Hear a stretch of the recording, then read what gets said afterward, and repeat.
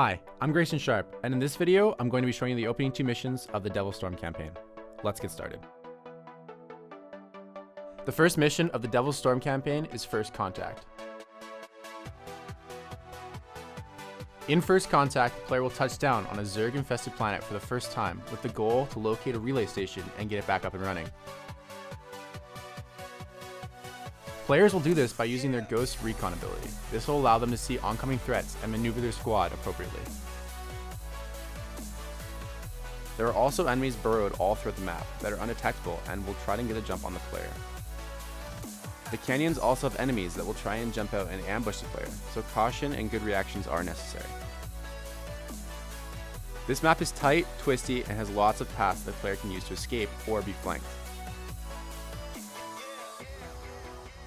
Once the player gets the relay station back up and running, they will gain access to limited reinforcements that they will use to assault the main Zerg base.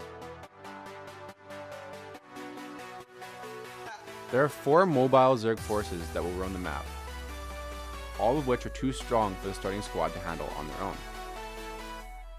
Once reinforcements come, the player can decide to attack them, but will risk losing units in the process.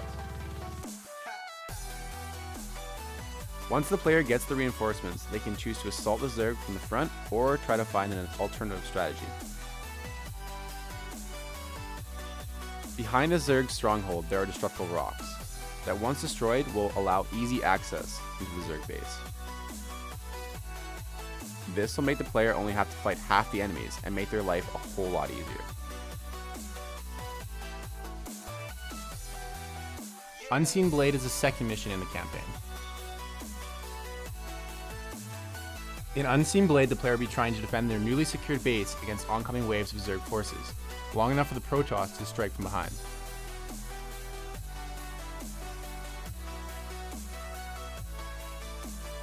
While defending, the Terran will have to utilize defensive buildings around choke points to gain the upper hand on attacking Zerg forces.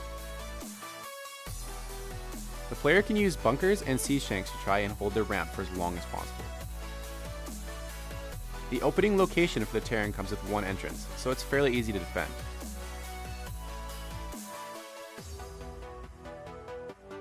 However, as the game gets later and the player expands, there will be more entrances for the player to worry about.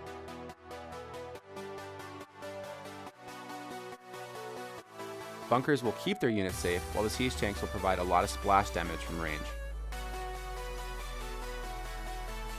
If the player can hold out for long enough, the stealth units will be deployed by the Protoss. The Protoss will use stealth units to move silently across the map to get an old forgotten Protoss base back up and running. They will have to avoid detection and locate the base as fast as possible.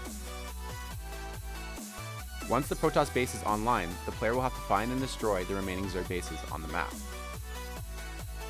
Both the Terran and the Protoss armies will have to use each other to attack the Zerg from multiple angles. This will spread the Zerg out and force them to defend from multiple fronts. Meanwhile, the Zerg will still be sending waves of enemies at the player, so they'll have to read and react accordingly. If you want to get in contact with me, don't hesitate to send me an email or call. Also, make sure to check out my other videos down below. Thanks again for watching.